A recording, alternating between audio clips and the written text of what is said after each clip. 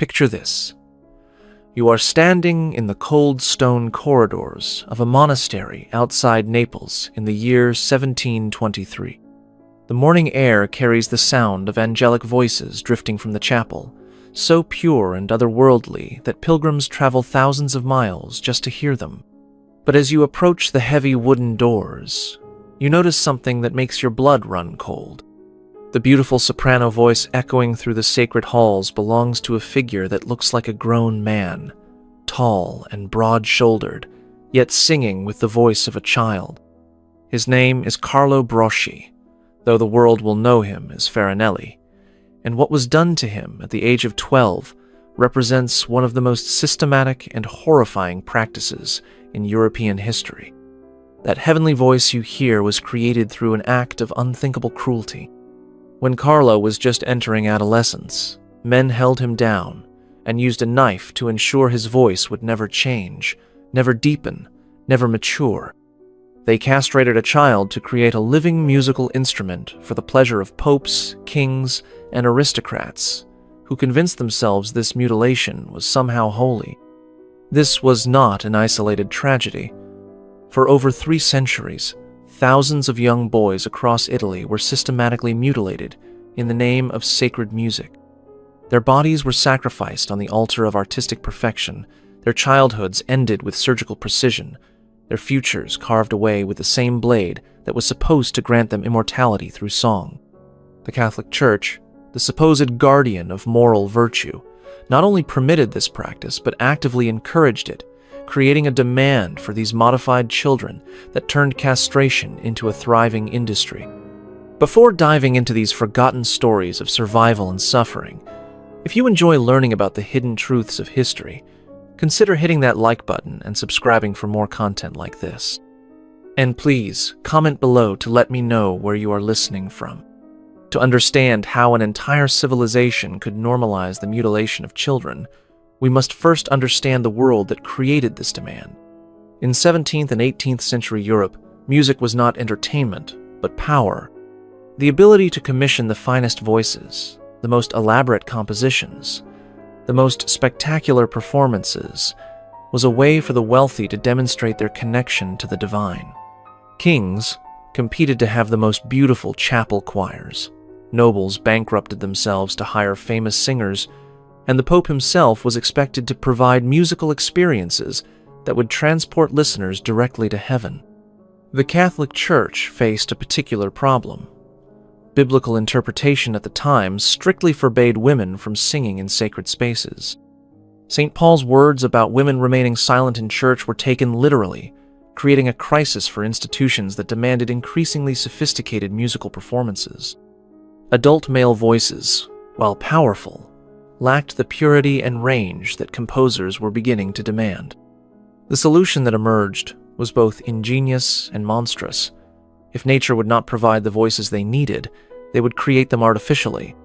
The practice of castrating singers began in the Byzantine Empire, but reached its horrifying peak in Italy during the Baroque period. By 1650, virtually every major church, royal court, and opera house in Europe employed these modified singers. The demand was so intense that it created an entire infrastructure dedicated to producing them. Monasteries established schools specifically for training castrated boys. Surgeons developed specialized techniques for the procedure.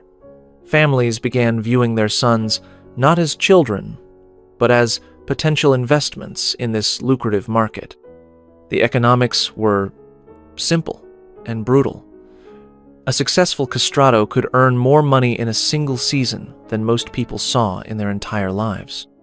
They commanded fees that exceeded those of nobility, lived in palaces, and were courted by the most powerful figures in Europe. But this success came at a price that no amount of wealth could justify. For every celebrated castrato whose name appears in history books, dozens of children died from the surgery, lived in poverty despite their sacrifice, or spent their lives as living reminders of what society was willing to do to children in the name of art. Most tragically, the boys who underwent this procedure had no choice in their fate. They were typically between 8 and 12 years old when the decision was made, too young to understand what they were losing, too powerless to resist, even if they did comprehend the magnitude of the sacrifice being demanded of them. The selection process for potential castrati was as calculated as it was heartless. Talent scouts working for churches and opera houses would travel through the poorest regions of Italy, listening for boys with exceptional voices and promising physical characteristics. They looked for children from families desperate enough to consider the unthinkable, parents whose poverty made them vulnerable to promises of wealth and status for their sons. When they found a suitable candidate, the negotiations would begin. The scouts would paint pictures of glorious futures, describing the wealth and fame that awaited successful castrati. They would point to examples like Farinelli, who lived like a prince and dined with kings. What they did not emphasize was the mortality rate from the surgery, the psychological trauma that followed, or the fact that only a tiny percentage of castrated boys ever achieved real success. Most ended up as anonymous singers in small churches, their sacrifice forgotten, and their potential unrealized. The surgical procedure itself was conducted in secrecy, often in remote monasteries or private homes where screams would not attract unwanted attention. The child would be given opium or wine to dull the pain, then held down by several adults while a barber surgeon performed the operation. The instruments were crude, the techniques primitive, and the risk of death from blood loss or infection was enormous. Those who survived the initial surgery faced weeks of agony as their bodies healed, followed by years of physical and psychological complications. But the physical mutilation was only the beginning of their transformation. The boys who survived the surgery were immediately enrolled in specialized schools where they would spend the next decade learning to exploit their artificially preserved voices. These institutions were part conservatory, part prison, where children were isolated from normal society and trained to become living instruments of musical perfection. The daily routine was brutal and unforgiving. Students were awakened before dawn for vocal exercises that could last for hours. They practiced scales, breathing techniques, and musical interpretation with an intensity that would break adult professionals. Any sign of weakness, any hint that their voices were not developing as expected, could result in expulsion and a life of poverty. The pressure was so intense that some boys attempted to harm themselves rather than continue their training. As their voices developed and their bodies grew in unnatural ways, the psychological impact became increasingly evident. The castration affected far more than just their reproductive capabilities. It altered their bone density, their muscle development, their emotional regulation, and their ability to form normal relationships. They became living contradictions, men with the voices of angels, adults who could never fully mature, artists whose greatest achievements were built on their greatest trauma. The Castrati system reveals how entire societies can normalize the most extreme forms of child abuse when it serves their cultural and economic interests. This was not a hidden practice or a shameful secret. It was celebrated, institutionalized, and defended by the most respected figures in European society. The Catholic Church provided theological justification, arguing that these sacrifices served God's glory. Medical professionals developed safer surgical techniques to reduce mortality rates. Legal systems created contracts that bound families to deliver their sons for castration.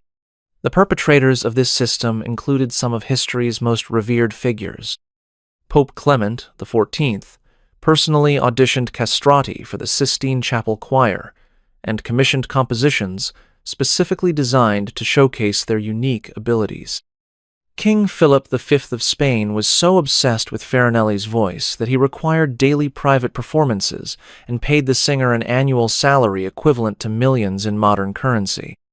Composers like Handel and Mozart wrote roles specifically for castrated singers, creating musical masterpieces that could only be performed by children who had been mutilated for art. The system was also supported by a complex network of enablers who profited from the trade in modified children. Music teachers received commissions for identifying promising candidates. Surgical barbers earned substantial fees for performing the operations.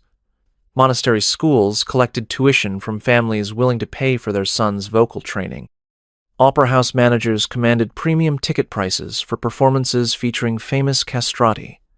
Even instrument makers benefited, as the unique vocal ranges of these singers required specialized musical accompaniment. Perhaps most disturbing was how the practice was defended through elaborate moral and artistic justifications. Supporters argued that castration was actually merciful, saving poor boys from lives of manual labor and offering them opportunities for wealth and status. They claimed that the resulting voices were so beautiful they provided direct connection to divine beauty. Some even suggested that the sacrifice of reproductive capability was similar to monastic vows, a dedication to higher spiritual purposes that transcended worldly concerns. The international nature of the demand meant that the practice spread far beyond Italy. French courts imported Italian castrati for their private entertainments. German princes competed to hire the most famous singers for their chapel choirs.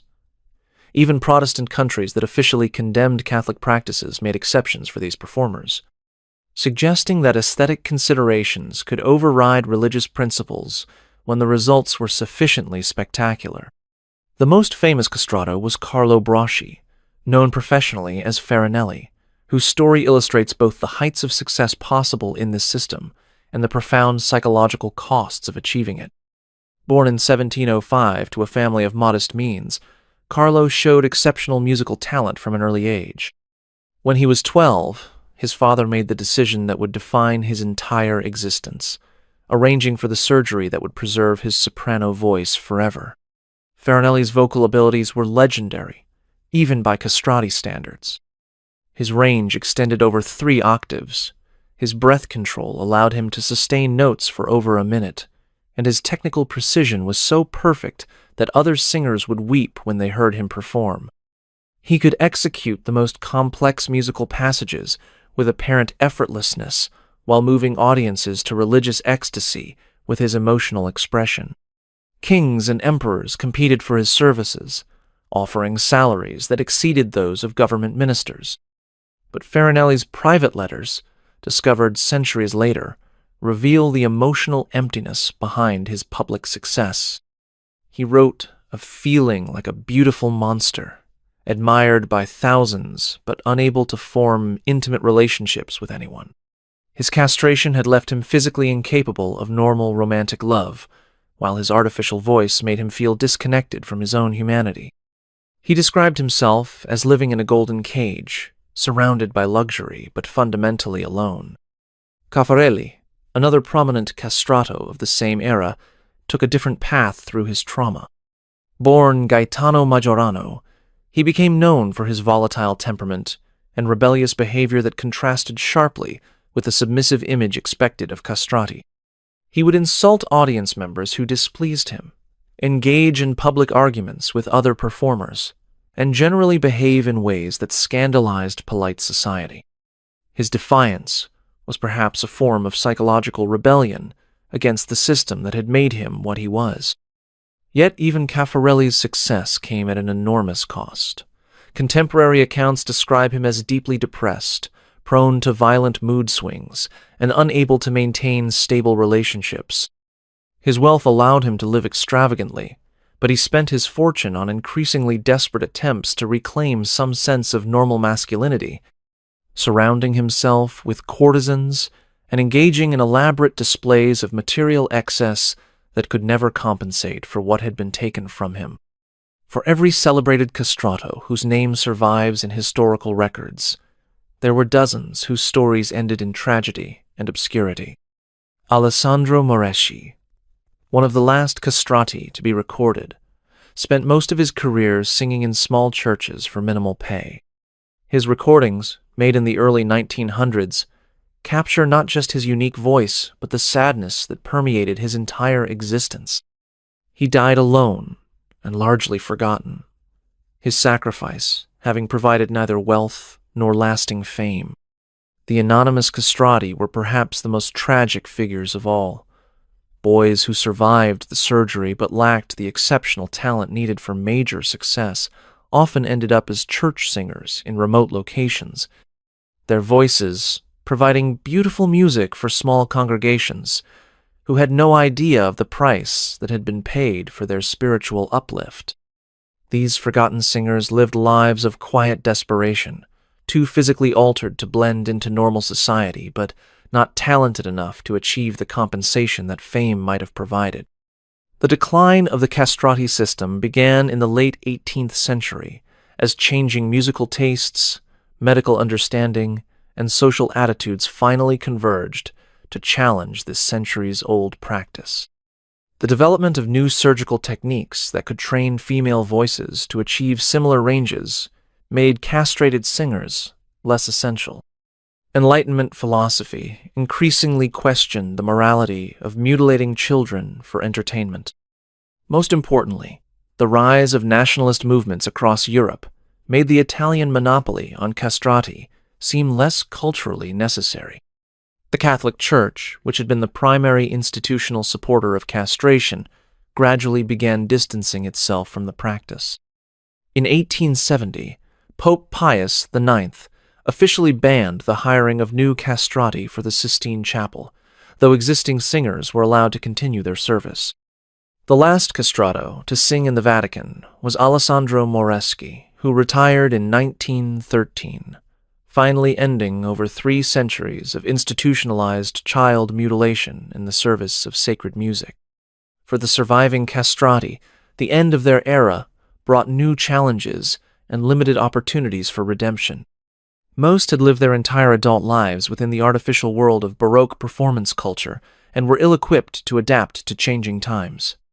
Their unique voices, once prized above all other musical qualities, began to seem strange and obsolete to audiences who preferred more naturalistic forms of expression. Some former castrati attempted to rebuild their lives by teaching music or managing opera companies, but their physical and psychological limitations made normal careers difficult. The same alterations that had given them extraordinary voices also created health problems that worsened with age. Many suffered from bone disorders, respiratory difficulties, and hormonal imbalances that reduced their quality of life and shortened their lifespans. The historical record of individual castrati largely disappears after their performing careers ended, suggesting that most lived out their final years in obscurity and isolation. The society that had celebrated them for their artificial voices had no place for them once those voices were no longer needed. They became living reminders of a practice that European civilization increasingly preferred to forget. The medical knowledge gained from studying castrati did contribute to advancing understanding of hormonal development and the relationship between physical anatomy and vocal capability. However, this scientific benefit came at an unconscionable human cost and could never justify the systematic mutilation of thousands of children over multiple centuries. While the specific practice of castrating boys for musical purposes ended over a century ago, the underlying dynamics that enabled this system continue to manifest in various forms throughout the modern world. The willingness to sacrifice children's welfare for adult entertainment, the creation of economic incentives that encourage exploitation, and the institutional protection of practices that serve elite interests remain persistent features of human society. Contemporary examples include child performers in entertainment industries who are subjected to dangerous working conditions, extreme physical demands, and psychological pressure that can cause lasting damage to their development. Young athletes, in some training systems, face systematic abuse designed to maximize their competitive potential while disregarding their emotional and physical well-being. The fundamental pattern remains the same: adults identifying children with exceptional abilities and then exploiting those gifts in ways that serve institutional interests rather than the child's welfare. The castrati system also demonstrates how societies can normalize extreme practices through gradual institutional acceptance and cultural conditioning. What began as an exceptional solution to a specific musical problem became so embedded in European culture that questioning it seemed almost unthinkable. This process of normalization occurs whenever economic incentives align with institutional power and cultural prestige to create systems that exploit vulnerable populations. Perhaps most importantly, the Castrati story reveals how artistic and spiritual justifications can be used to defend fundamentally immoral practices. The argument that beautiful music justified the mutilation of children parallels modern debates about whether exceptional artistic or athletic achievement can excuse the systematic abuse required to produce it. The recognition that no artistic accomplishment, however magnificent, can justify the systematic exploitation of children remains as relevant today as it was 3 centuries ago. Carlo Broschi died in 1782, at the age of 77, having lived longer than most castrati and achieved greater fame than any performer before or since. His funeral was attended by European nobility, who mourned the passing of what they considered one of history's greatest artists. But as his body was lowered into the ground, it represented more than the end of an exceptional career. It marked the burial of a child who had been sacrificed on the altar of adult ambition, a boy whose body had been mutilated to create pleasure for people who never questioned the morality of their entertainment. The world that created Farinelli and thousands like him was not populated by monsters or savages. It was inhabited by people who considered themselves civilized, moral, and culturally sophisticated. They attended church regularly, supported charitable causes, and believed deeply in human dignity and divine love. Yet they also normalized a practice that systematically mutilated children to produce beautiful music for their enjoyment. This contradiction reminds us that the capacity for moral blindness exists in every era and every culture, hidden behind elaborate justifications and institutional respectability. The voices of the castrati have been silenced for over a century, but their story continues to echo through time as a warning about what happens when societies prioritize aesthetic achievement over human welfare.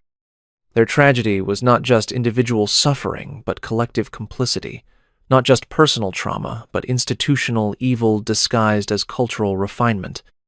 In remembering their sacrifice, we honor not only their pain, but our responsibility to recognize and resist similar systems of exploitation wherever they may emerge. The boy who became Farinelli deserved to grow up with his body intact, to experience normal relationships, to choose his own path through life. Instead, he was transformed into a living instrument whose beautiful voice could never fully compensate for everything that had been taken from him. His story, and the stories of all the castrati, remind us that behind every supposedly glorious tradition may lie a foundation of suffering that demands our attention, our understanding, and our commitment to ensuring that such sacrifices are never again demanded in the name of art, faith, or cultural achievement. If this glimpse into history's hidden darkness has left you wanting to uncover more buried truths, I've prepared another journey into the shadows of the past that you won't want to miss. Click on the video appearing on your screen now to discover another shocking chapter that history tried to erase. And if you found this exploration as compelling as I did, hit that subscribe button so we can continue peeling back the layers of history together. These forgotten voices deserve to be heard, and there are so many more stories waiting to be told.